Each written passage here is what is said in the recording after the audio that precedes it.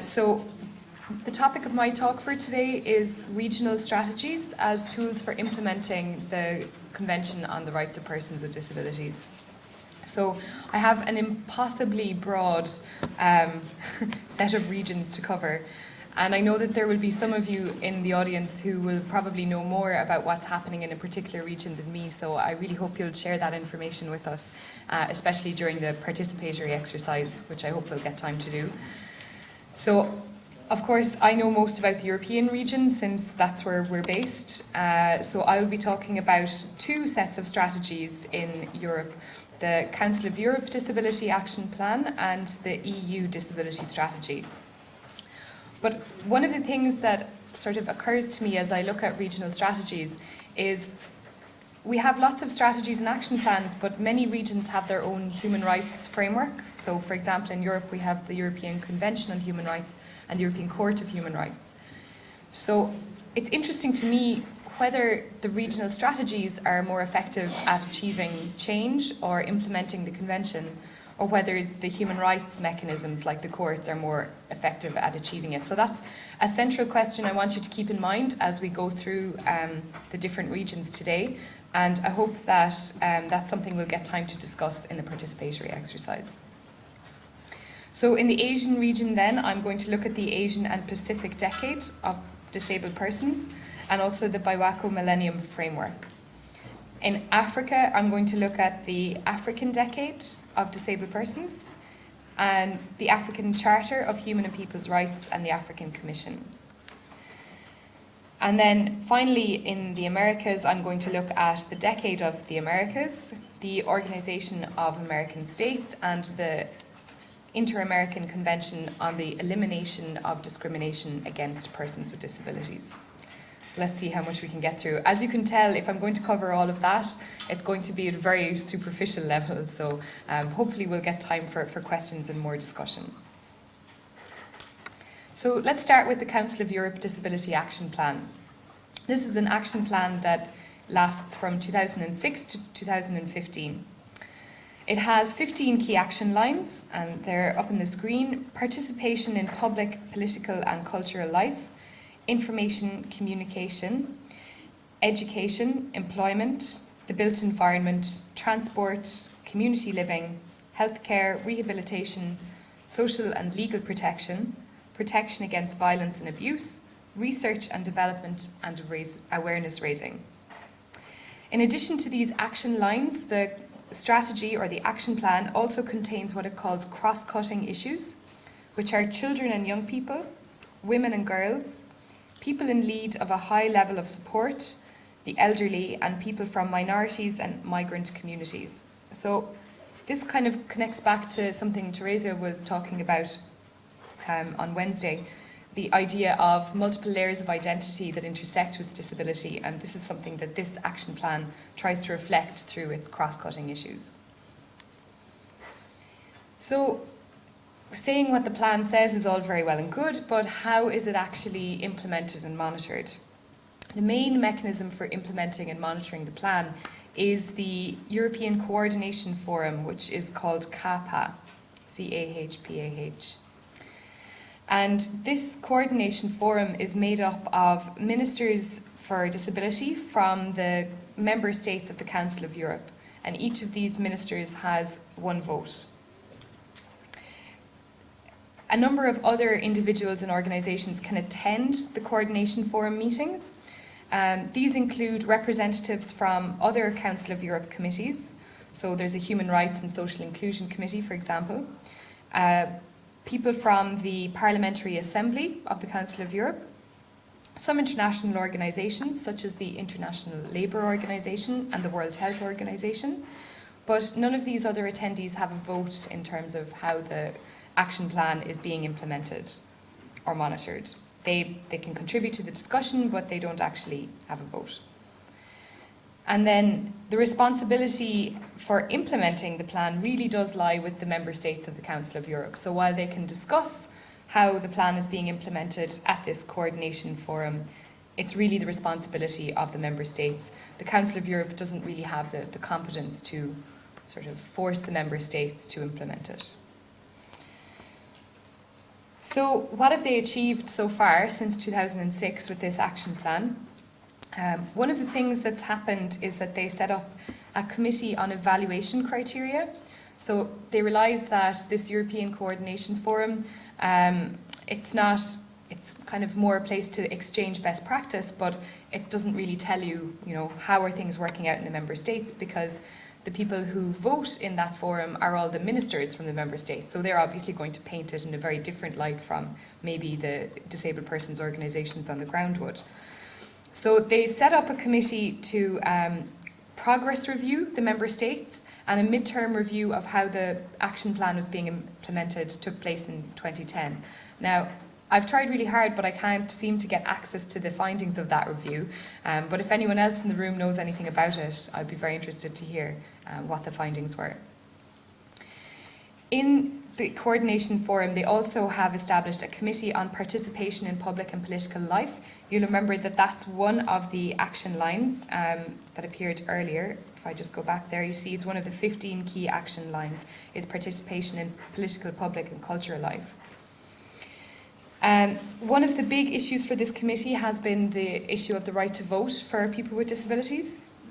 And there is another committee in the Council of Europe called the Venice Commission, which came out with a statement saying that member states could limit the voting rights of persons with disabilities if a judge made a determination that the person did not have capacity to vote. And Pat Clark, who I've just spotted over there in the corner, knows a lot about this, so we might get him to tell us more about it during the discussion.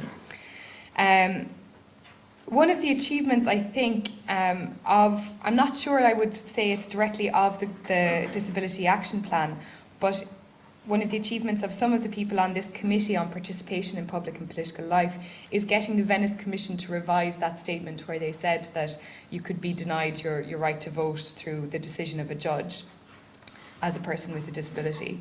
And I've included a quote on the handout here which shows the revised position of the Venice Commission, released at, I think it was December 2011. And the Venice Commission now says that universal suffrage is a fundamental principle of the European electoral heritage. People with disabilities may not be discriminated against in this regard, in conformity with Article 29 of the Convention of the United Nations on the Rights of Persons with Disabilities and the case law of the European Court of Human Rights. So there were a lot of people lobbying on this. Down Syndrome Ireland, Down Syndrome International, the Mental Disability Advocacy Centre, for example. So there's sort of a combined effort to get to this point, I think, really. I don't know really for sure how much of an influence having the Council of Europe Disability Action Plan had on the process, but perhaps it was helpful in some way. So now I'm going to turn to look at the EU disability strategy, and the current disability strategy in the EU runs from 2010 to 2020. This sort of came at the end of, I think the first EU disability strategy was launched or mooted in 2006, or in 1996 rather, and there have been a number of rolling disability action plans from 2003 to 2010. But this is a sort of a more comprehensive strategy. A lot of the earlier action plans were very focused on sort of narrow areas of competence of the EU, so things like employment, that's what they focused on. So this is much broader, much more holistic disability strategy. It has 8 action areas: accessibility, participation, equality, employment, education and training, social protection, health and external action. The way the strategy is set up is that each of these action areas has a number of outcomes attached to it. So, for example, in the accessibility action, one of the outcomes attached is that the EU expects to develop an Accessibility Act. Most of these outcomes are actually outcomes for the EU rather than outcomes for the member states, again because of the division of competencies issue. And this disability strategy is very much linked to Europe 2020, which is the EU's sustainable growth strategy. So where they talk about the importance of growing the economy, but also while protecting the European social model, That's not the social model of disability, by the way. That's more to do with how European citizens have social rights, and those should be protected. So how is the EU strategy implemented and monitored, and how can we compare this to the Council of Europe strategy? The main mechanism, I guess, through the Commission is what's called the Disability High-Level Group. And this is a group to discuss awareness raising of the EU disability strategy and exchange of good practice. It's chaired by the Commission. There are also government officials from the member states. These are usually, say, civil servants from the Ministry for Disability, if there is one, or the ministry closest to or with the most responsibility for disability. NGOs also attend the Disability High-Level Group, and these include, for example, the European Disability Forum, which was very centrally involved in lobbying for the EU disability strategy and involved in the negotiations around that. The European Association of Service Providers to People with Disabilities also attends the Disability High-Level Group meetings, and the European Women Lobby is usually there as well. So what happens is there are open and closed sessions of the Disability High-Level Group. The open sessions include these civil society organisations and maybe some invited external speakers. And the closed sessions are just for the member states. So the idea is that they will be more honest and open with each other when it's a closed session. And then in the open session, they have to be, I suppose, held accountable by civil society. So they might be a little bit less forthcoming in those sessions. How else can we implement and monitor the EU disability strategy? Well, one of the mechanisms for implementation that's set out in the strategy itself is that the Commission will be providing financial support to Member States to implement the strategy, and one of the ways of doing this is through the structural funds. Now, you've heard earlier in the week how the structural funds in the past have been misused by Member States and used to maintain and even indeed to build new institutions rather than to put the funding into community services. But it's a very clear objective in the strategy that the structural funds should be used to sort of underpin the principles of the Convention and the principles of the strategy. So they should be used to facilitate independent living rather than to maintain institutions. Whether anyone takes any notice of the fact that that's being said in the strategy is, of course, a different discussion. And another way of implementing and monitoring the strategy is to collect data and statistics. So the EU has a number of mechanisms for doing this already, such as the Survey of Income and Living Conditions, the Labour Force Survey, the European Health Information Survey. So they can collect information on the experiences of people with disabilities through these mechanisms. However, there is no specific disability instrument for, I guess, measuring. There's no set of indicators as such attached to the EU disability strategy. However, one of the aims in the strategy is to develop a survey on barriers for people with disabilities in Europe. And these indicators used for the survey will be aligned with the Europe 2020 goals, which, as I mentioned, Europe 2020 is about sustainable growth while maintaining social protection. Another interesting development, which has only happened this week, is that the Commission has developed a web-based tool for examining the implementation of the Convention in the Member States. And this has been done through the Academic Network of European Disability Experts, ANID, which the Centre is the Irish member of. And I'll show you how that tool works a bit later on. And you can use it in the participatory exercise. And then finally, it's expected that whatever mechanism, since the EU has, in its words, confirmed, or as we would say, ratified the Disability Convention, it will have to establish a focal point and a monitoring mechanism under Article 33.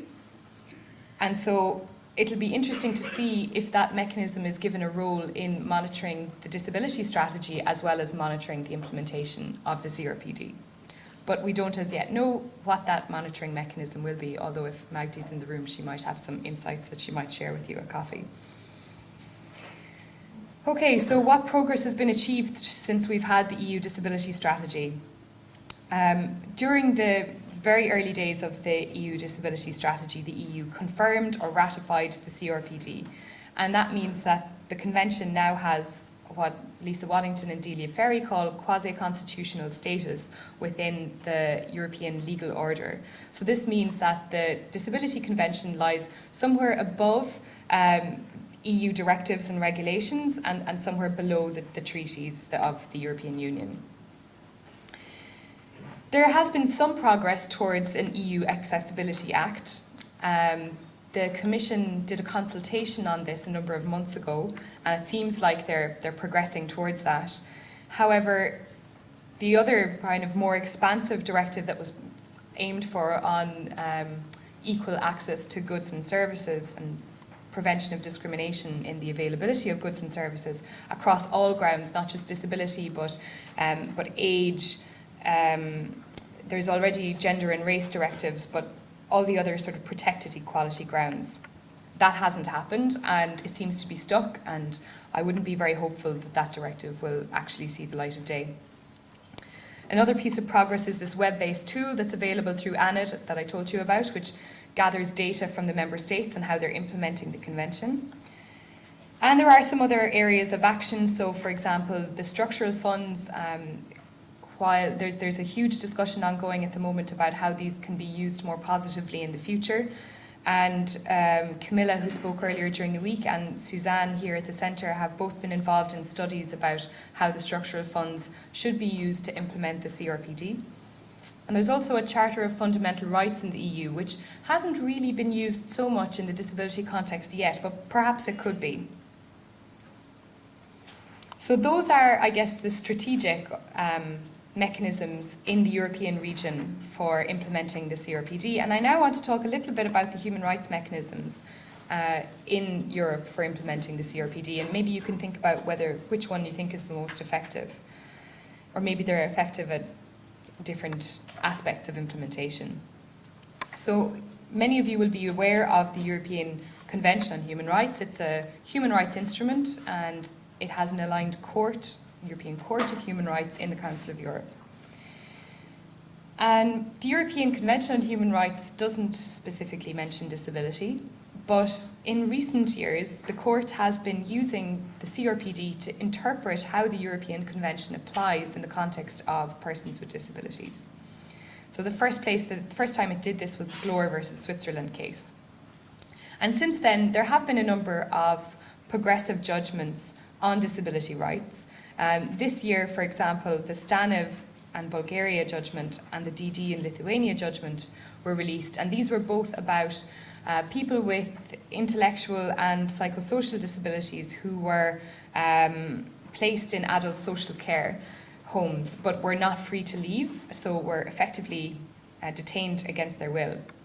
And the conditions of the places that they were living in were found to violate the European Convention on Human Rights. We can discuss those cases a little bit more in discussion time, but I mean, I personally think that the Stanev case is the more interesting of the two, but it was really probably the reason that they got such a progressive judgment in it is because the conditions of the adult social care home in question were really horrific, and that's probably what helped to motivate the court to make a decision that this was a violation of the European Convention. But in doing so, they did refer to things like Article 12 and Article 19 of the CRPD.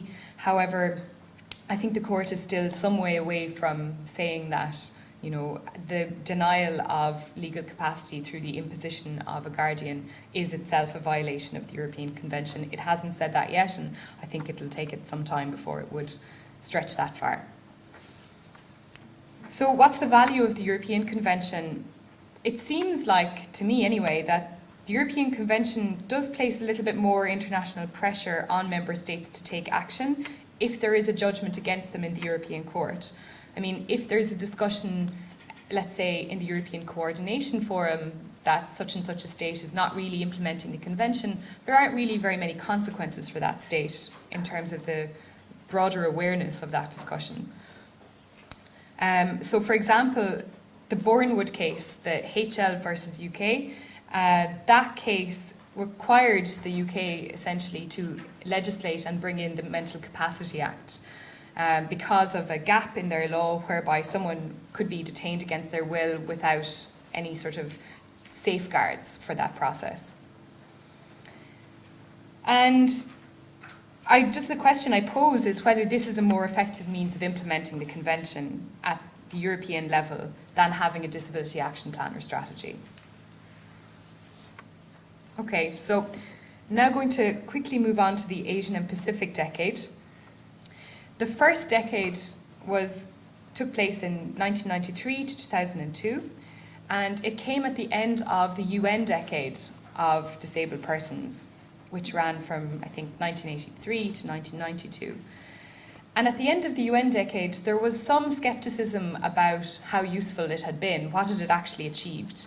It was felt that maybe it achieved more for highly developed countries. It did achieve some awareness raising, and for example, the UN standard rules had been developed in 1993. But I think many of the regions involved really felt that the UN decade didn't say anything that was of relevance to their region. So the Asian and Pacific region innovated by creating their own decade of persons with disabilities. And as part of this decade, they developed an agenda for action. And this covered 12 areas, as you can see on the slide: national coordination, legislation, information, public awareness, accessibility and communication, education, training and employment, prevention of causes of disability, rehabilitation, assistive devices, self-help organisations and regional cooperation. So the decade also included a proclamation on the full participation and equality of people with disabilities in the Asian and Pacific region. And again, this is sort of like a soft law instrument. It's not binding, but by the end of the decade, it had 43 countries that had signed up to it. So just on a symbolic level, I guess that's important. How was the decade implemented and monitored? There were regional review meetings were held every 2 years. And in accordance with these 12 action areas that I outlined, 107 specific targets were developed aligned to those action areas. And the review meetings were intended to discuss, first of all, to develop those targets and then discuss whether they were being met.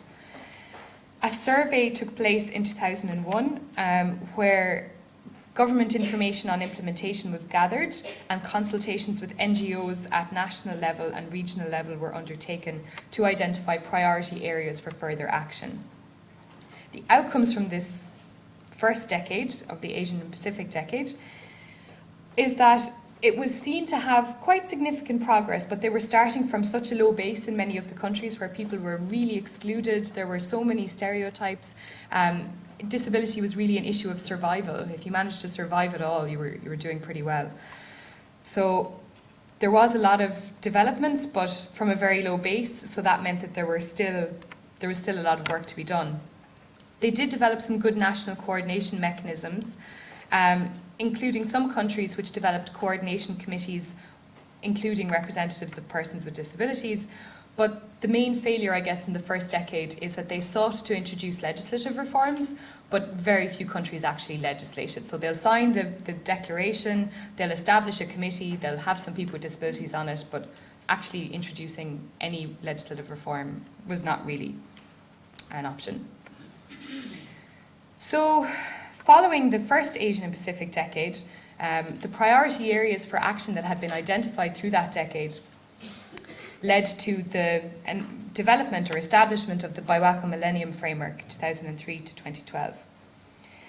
And the priority areas for this framework, as had been identified in the previous decade, and you can see some overlap here with the the action areas that were identified in the previous decade.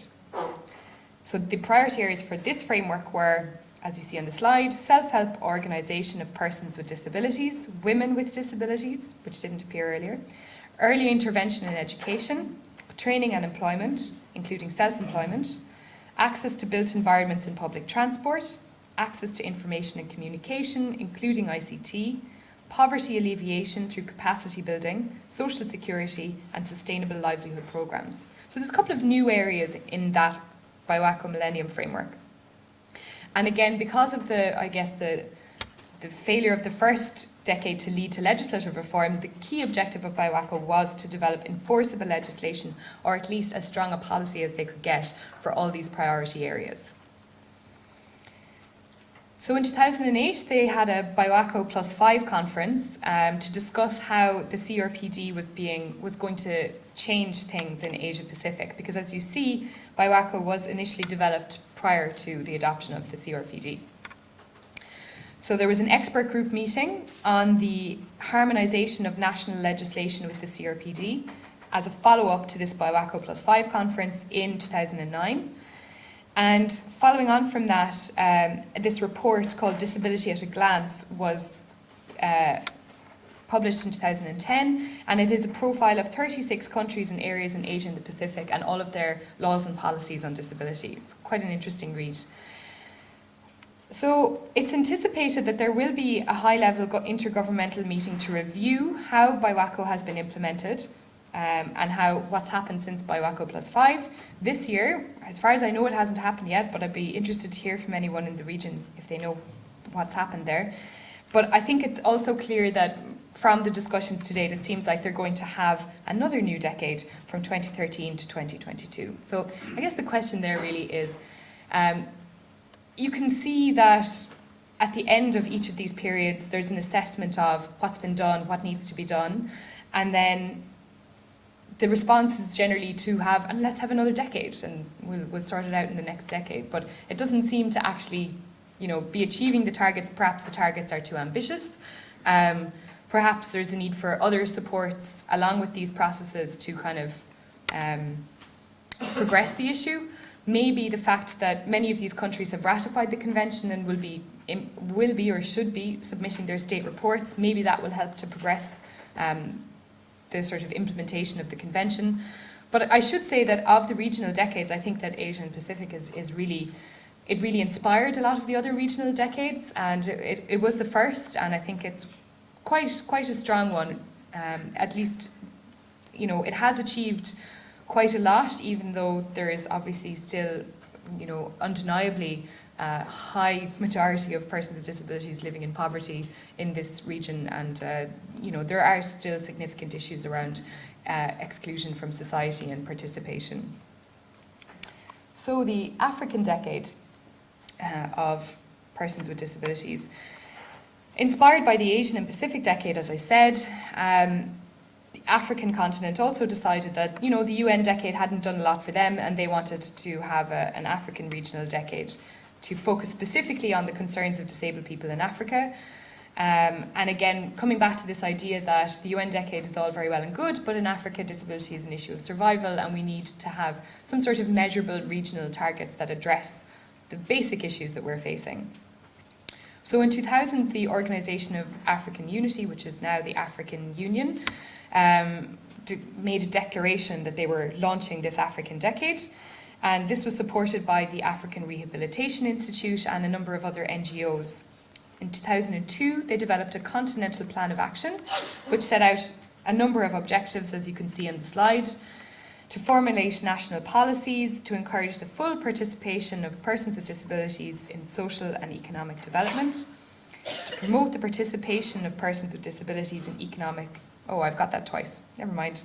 Self-representation of persons with disabilities in all public decision-making structures, support services for persons with disabilities, promoting special measures for children, youth, women and the elderly, persons with disabilities, access to rehabilitation, education, training, employment, sports, the cultural and physical environment, prevention of causes of disability, protecting disability rights as human rights, that's an interesting one, supporting the development of and strengthening disabled persons' organisations, to mobilise resources, provide mechanisms for coordination, monitoring and evaluation of the African decade, and to advocate and raise disability awareness. So how was this implemented and monitored? Well, initially there were some member states that developed parliamentary committees on disability. There also, as part of this continental plan of action, it said that there would be a quota of every member state sent 5 representatives to the African Parliament, and one of those 5 should be a person with disability. Also, Member States were asked to develop strategies to further the participation of persons with disabilities in a number of key areas. So, for example, to develop an inclusive employment strategy, to develop, I guess, strategy for participation in political structures. And actually, I think that's one of the areas in which the African countries, are quite strong on. There is quite a lot of representation of disabled people in political parties, or at least in some countries. Perhaps it's more people with physical and sensory disabilities than people with intellectual or mental health disabilities. But in any case, I still think that's positive. At the national level, many countries established decade steering committees, and this was done in many cases with the support of the Secretariat of the African Decade, which is based in South Africa. However, many countries developed their own sort of national committee for implementing the African Decade without the support of the African Decade or the Secretariat. So at the regional level, it's intended that the African Decade is monitored by the African Union, the African Rehabilitation Institute, and the Secretariat for the Decade, which, as I said, is based in South Africa. What have they achieved? Some national capacity building. So these decade steering committees have now been established.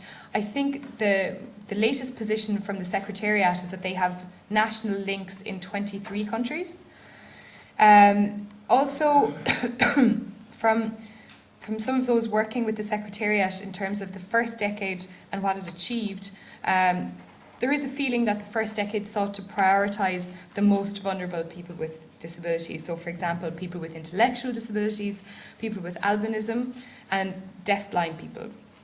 So that these people were the most marginalised, most excluded, and these were the people who really needed to have their voice heard, and that the decade sought to try to improve that situation. As part of the decade, there was also an African campaign on disability and HIV/AIDS, which was quite strong. And then at the end of the decade, guess what? They extended it to 2019. So the new priorities for the forthcoming decade include disaster management, so emergency preparedness, also raising disability awareness among the media, especially sort of positive media stories about persons with disabilities. At the African level then, what is their human rights mechanism? So similar to the European Court of Human Rights, there is an African Charter on Human People's Rights, and then there is an African Commission, which is like a court, which takes cases, hears complaints about countries that have violated the Charter. The African Commission has given down some positive decisions on disability and mental health. So, for example, Andrea, I think in a discussion on Wednesday, raised the issue of the case of Purohit and Moore versus Gambia.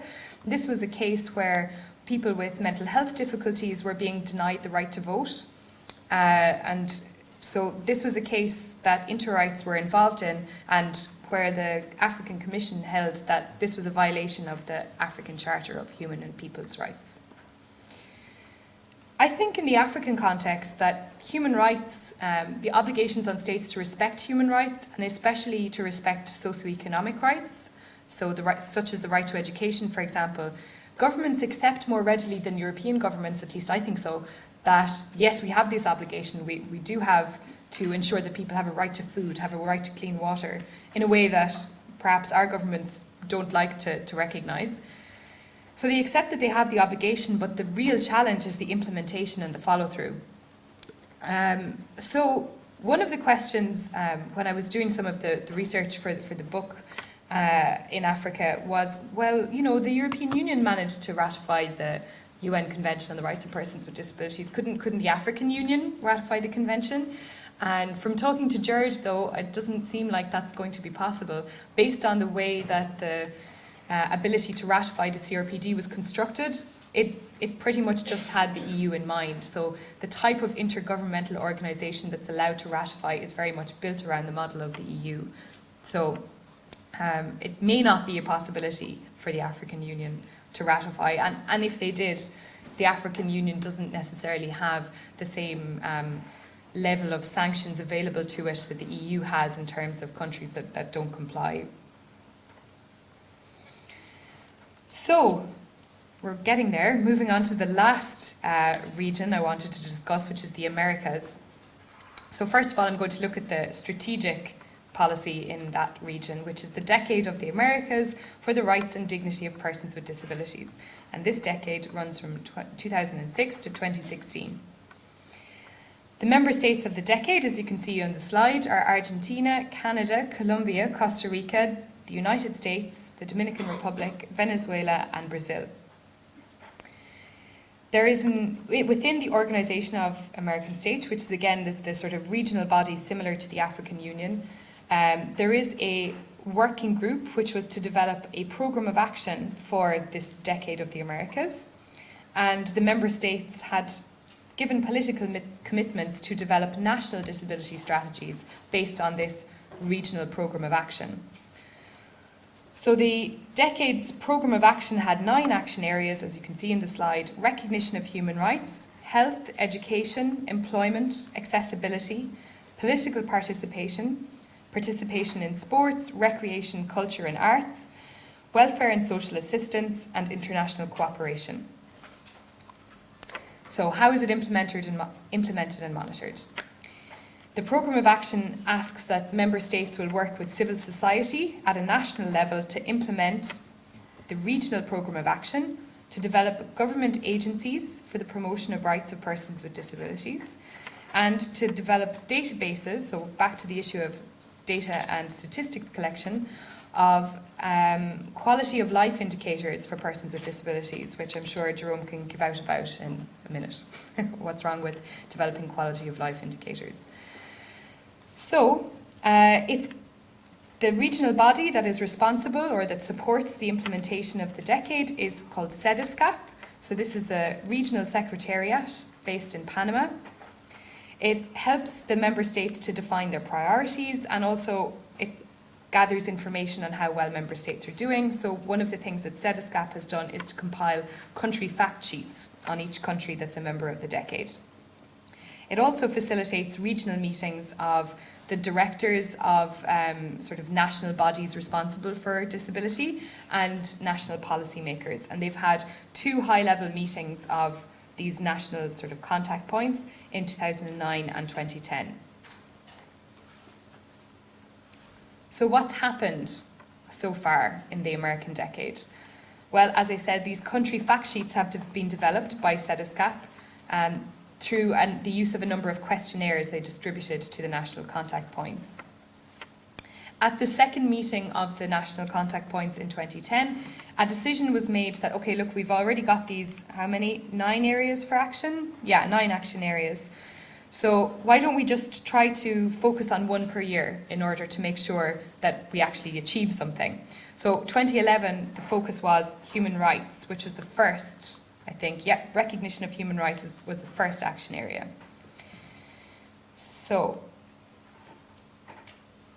what else has happened? As I'll talk about in a moment, there's also a human rights mechanism in the American region. So this is the Convention on the Elimination of Discrimination Against Persons with Disabilities, and it has a monitoring mechanism, which is the Committee on the Elimination of All Forms of Discrimination. So again, that's similar to the African Commission, similar to the European Court of Human Rights. This committee has also been asked and has agreed to conduct a comprehensive assessment of the functioning of CEDISCAP, which is the regional monitoring for the decade, and to make recommendations to ensure its sustainability. So last year it agreed to take on that role. I haven't seen anything yet on how it's conducting that evaluation of CEDISCAP and what it's achieved. So now to turn to the human rights mechanism in the American region. This is the InterAmerican Convention on the Elimination of All Forms of Discrimination Against Persons with Disabilities. So it was concluded in 1999 and entered into force in 2001. So as you can see, it's obviously pre the UN CRPD. It's also quite a bit narrower than the CRPD because the focus of this convention is just on discrimination. So it's not as broad as the CRPD, which looks at all issues of human rights and also things like development and international cooperation. So the committee, as I said, the monitoring body, states have to report to it, I think every 4 years. I might not be exactly correct on that, but I think it's every 4 years. And again, the committee has given some positive decisions.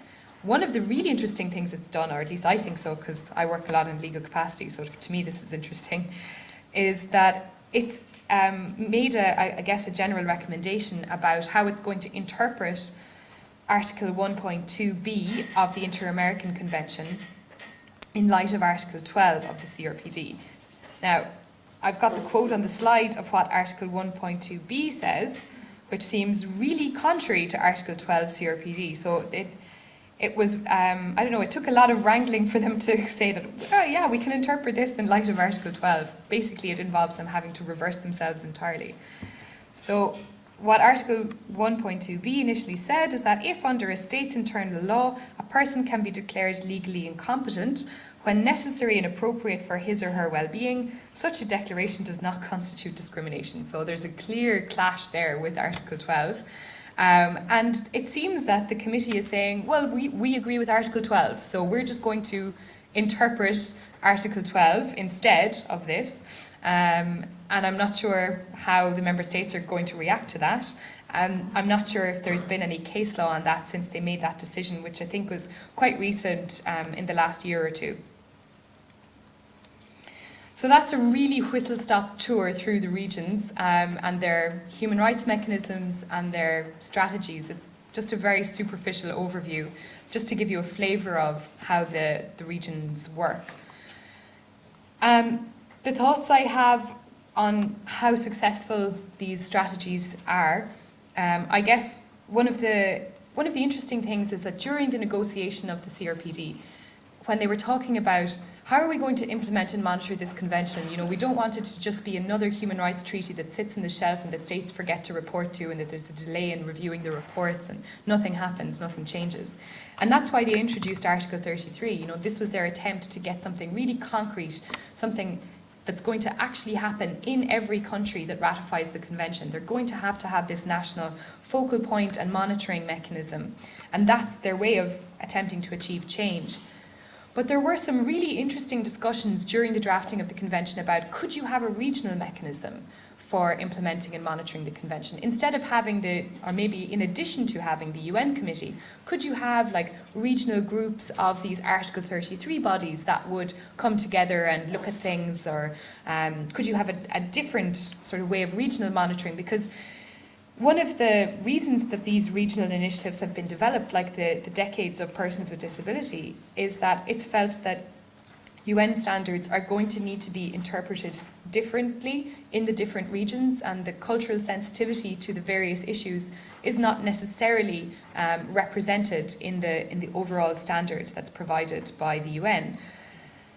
Ultimately, it was felt that you couldn't have a regional structure for monitoring the CRPD because there was a danger that if a regional monitoring body said something that conflicted with the UN committee, that countries would say, oh, well, we only have to adhere to the regional standards, so we're not going to worry about what the UN committee is telling us to do. So it was felt that it would sort of undermine the standards in the convention, and that would be dangerous. So ultimately that path wasn't followed, but I think it's really interesting to think about or to imagine how that might have worked out. So what are the challenges now, given that we have these two sets of structures? We have the regional decades or action plans, and we have the regional human rights mechanisms.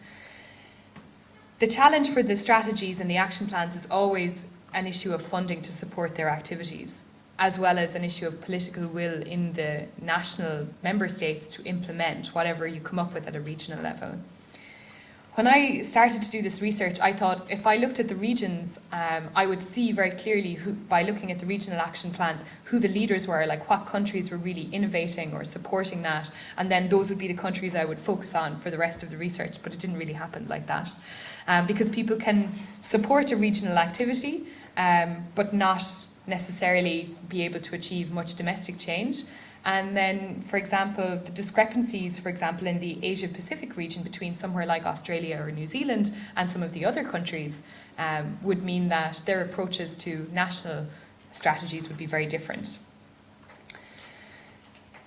Another challenge for these regional structures is most of the processes they put in place are about sharing good practice. And that is important. And for example, the Disability High-Level Group in the EU has published, I think, 4 reports now on the implementation of the convention in the member states, where each member state says, this is what we've done so far, here are our examples of best practice. And you can see some really interesting things that you may not be able to find out about otherwise in those reports.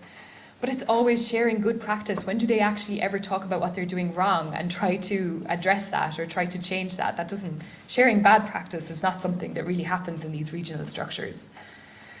And again, the lack of follow-up, or the only follow-up being, let's have another decade. Or let's have another action plan or strategy. What does that really achieve? And also the lack of follow-through at the sort of national level. But there are some possible opportunities here as well. I think it would be really interesting. I guess this was part of what my project initially was supposed to be doing, but turned out to be not feasible for one person to do it in the time that I had, would be to have a regional baseline studies on the implementation of the convention. And I think this Disability at a Glance report in the Asian and Pacific region is sort of one attempt at that. Like, here's where we're at now, and let's measure that again once countries have started to submit their state reports based on the UN Convention on the Rights of Persons with Disabilities. And I guess so far, the two structures, the strategy structure and the human rights structure, have been kept relatively separate in the different regions.